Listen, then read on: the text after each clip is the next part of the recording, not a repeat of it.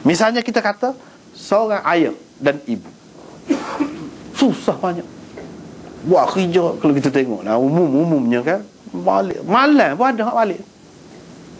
Susah. Dulu galak juga masa muda-muda tu, mari-mari suka dia. Apabila sudah berumah tangga, jadi lagu layak. Semua tak ada. Dia korbankan semua tu untuk siapa? Untuk jaga anak-anak.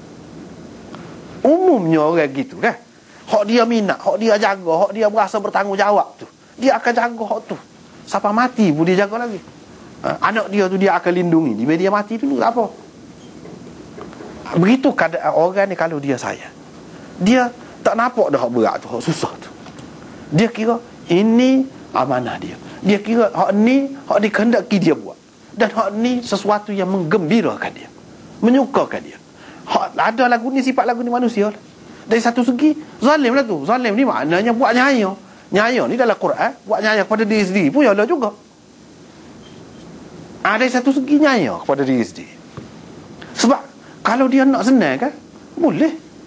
Cuma kita bayangkan orang yang misalnya kita kata ada gaji sekian-sekian banyak, 5,000 misalnya. Kalau tak ada anak amah, senang dia tu. Kena kira lah, untuk buat kemewahan lain lah, untuk kesukaan lain, banyak dia benda dia boleh buat. Boleh simpan piti banyak. Ada juga orang suka kan nak buat piti banyak. Nah. Tapi tidak. Umumnya manusia tidak gitu. Kalau dia berasa hak ni utama, umumnya manusia akan berasa utama anak pinak dia. Hak lain tu dia tidak lebih besar. Tidak lebih besar. Dia sanggup korbankan segala-galanya, sanggup ambil masa susah payah untuk dapat benda tu, untuk membahagiakan hak ni, menjayakan. Itu manusia. Dan kita tengok dia tu macam jahil, tak erti. Tak erti dari segi saat ni lah. Itu mengikut tafsiran setengah-setengah ulama lah. Begitu. Bukan makna zalim tu zalim belaka. Nabi-nabi zalim kah? Tidak. Ada dari segi saat ni. Manusia ni hubungan dengan Allah, dia hubungan kekasih dengan kekasih. Jadi bila ada hubungan kekasih dengan kekasih, dia tidak nampak dah benda tu berat kau tidak berat. Yang dikiranya hak ni hak kekasih dia nak, hak Tuhan suruh. Dah dia lah, hak layaknya. Tuhan pun suruh dia. Tuhan buat dah dia ni untuk terima amanah ni. Dengan adanya kelayakan pada dia tu, iaitu ada akal, ada hati nurani, ada kemampuan memilih, apa tu semua yang tidak ada pada makhluk lain.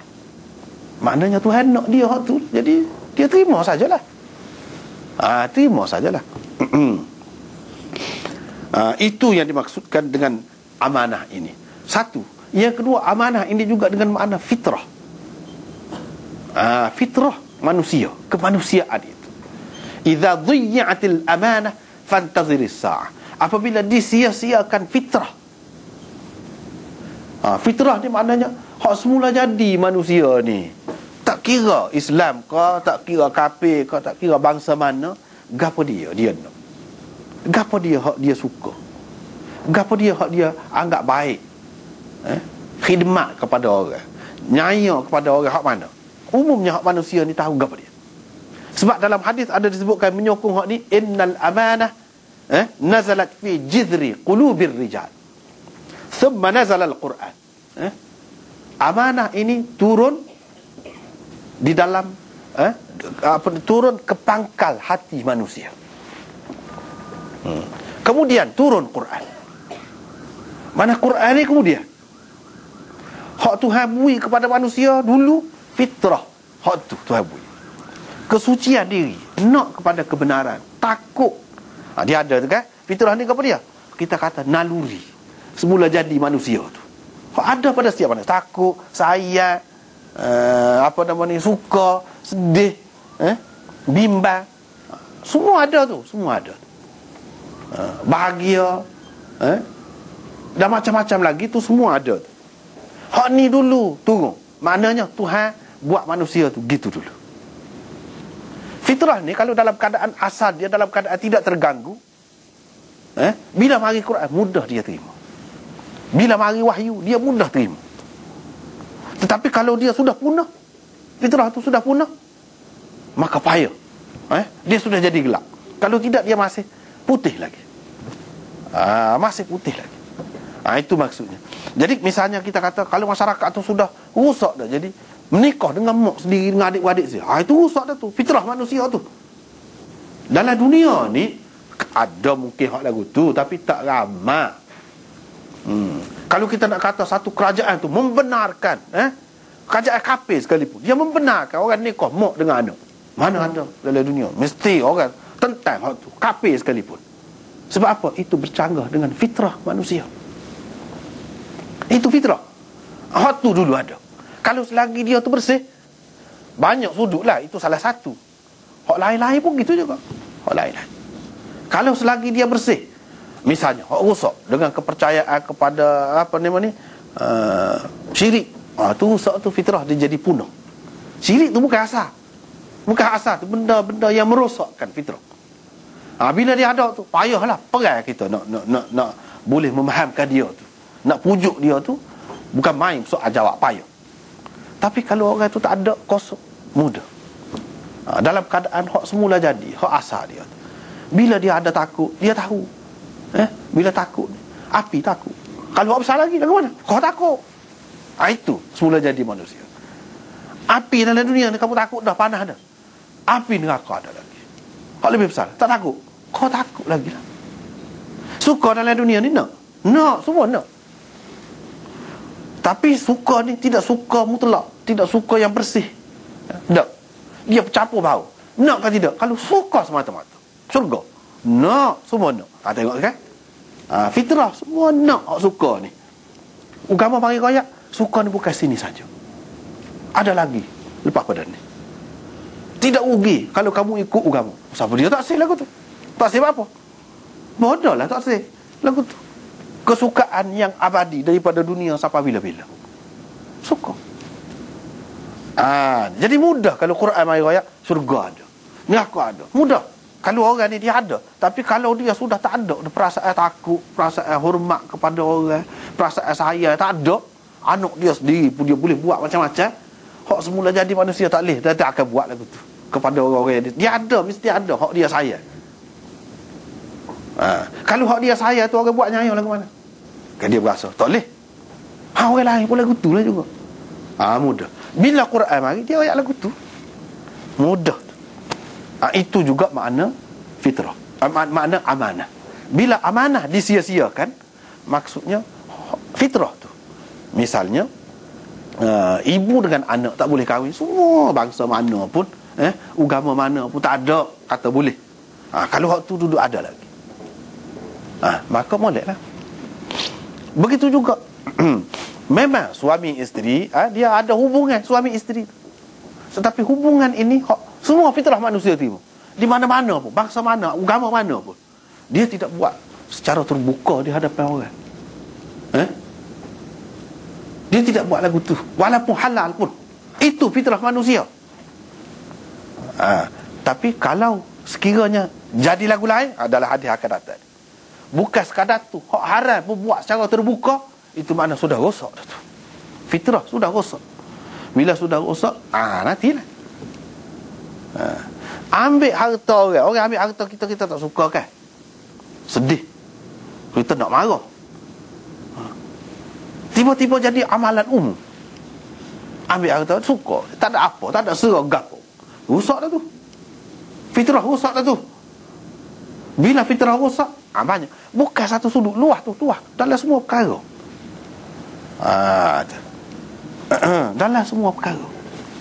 Kalau guru mahukan kejayaan anak buah dia, tiba-tiba guru ni tak asyik. Kalau boleh dia biar anak buah dia ni punah. Adakah patut? Mana ada dalam dunia guru nak suruh berjaya, nak suruh jadi molek? Itu rosak dah tu fitrah.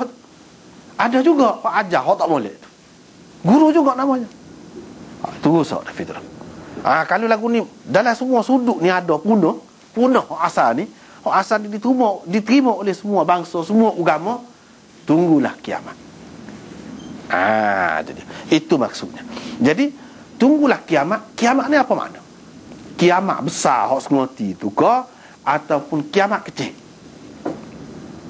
Dalam hadis ni dia isyarat kepada kedua-dua. Sebab hadis tu dia luah. Sebab Nabi kata kiamat-kiamat ni apabila seseorang tu mati, maka berlakulah kiamat ni. Ada. Mana kiamat ke dia? Kita panggil kiamat kecil. Kiamat kecil. Kiamat besar ni habis, binasa semua dunia. Kiamat kecil hak sanilah. Binasa, hancur negeri tu. Itu kiamat kecil.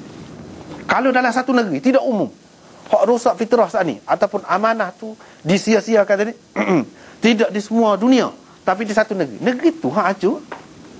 Itu pun kiamat juga. Jadi hak Nabi kata ni kan, kalau dari segi ilmu masyarakat, ilmu politik, ilmu gapo pun tengok betul. Memang lagu tu. Kalau dah tak betul berjalan, pemerintah tak betul, terutamanya orang ramai pun tak betul, dia akan hancur.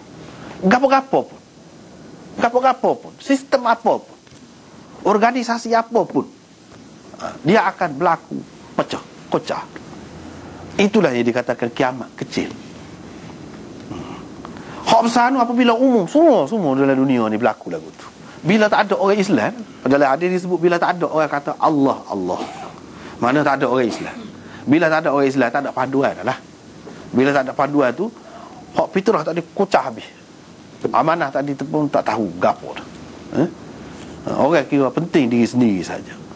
Ketika tu kiamat besar akan berlaku. Jadi hak dia sebut tu dua-dua sekali masuk. Lagu mana mensia-siakan amanah tu? Nabi kata apabila diserahkan urusan penting kepada orang yang tidak berkelayakan, orang yang tidak ahli. Kita nak suruh jaga bank negara, beri kepada orang yang tak erti. Orang tak erti, tidak mengaji accountant, tidak mengaji bahagian tu lah. Punah. Itu mudah. Dalam semua perkara. Gapo pun kalau letak orang yang tidak ahli punah. Ia boleh jadi. Kalau dia tu tidak ahli pun, tetapi ada penasihat dia. Ada orang bawah dia, sebelah dia tu ada. Misalnya Perdana Menteri ini dia bukan ahli ekonomi pun, tak mengaji pun ekonomi, tapi dia jadi menteri keuangan juga misalnya. Tak boleh, dia kena ada orang lain. Kalau tidak, kalau dia tak erti, memang dia tak erti sungguh, tak ada penasihat dia, menteri khusus ke sebelah dia tu, hak memang erti, punah. Tak boleh pergi. Tu. Jadi hak dalam hadis ni kata ni betul. Kalau siapa-siapa pun, misalnya kita kata raja, dia cara kepada agama, tapi dia tak erti, tak apa, dia ada majlis. Dia buat majlis. Ni penasihat dia, mufti misalnya, orang alim, boleh kira lagi, tak apa. Ada juga. Ni maksudnya tak ada langsung. Tak ada langsung, dia tak erti pun. Dia tak perlu ambil orang lain. Dia buat ikut selera dia. Hak lagu tu. Hak naknya memang dia erti dalam perkara tu. Barulah lebih baik. Tak payah bergantung kepada orang lain dah. Mana pergantungan sepenuhnya lah. Kalau ada pun sebagai nasihat, bagi cadangan gitulah. Mungkin juga dia tak nampak. Tetapi ilmu asas dia sudah ada. Dalam perkara dunia ni pun lagu tu. Akhirat pun begitu juga untuk akhirat ni pun. Maknanya kena serahkan urusan yang penting. Apa-apa urusan. Urusan pemerintahan, urusan pentadbiran, urusan agama, urusan apa-apa pun kepada orang yang ahli, orang yang layak. Kalau dalam bab agama ni hak layak ni dia bukan sekadar ilmu saja, dari segi peribadi, dari segi gapo pun kena ambil kira juga. Sebab kelayakan hak dunia ni lah juga. Mana kalau dia terlibat dengan jenayah, terlibat ada skandal, ada gitu-gini, tak boleh, tidak layak. Betul. Jadi hak kelayakan tu, manusia yang masih bersih fitrah dia, hati nurani dia, dia faham, dia tahu apa dia. Orang kafir pun tak boleh terima. Kalau pemerintah, pemimpin dia, pemimpin agung kau tidak agung, kau terlibat ada skandal, gotu gani, dia tak sih. Maknanya ada lagi buah molek. Selagi ada buah molek tu, dia akan dapat bertahan.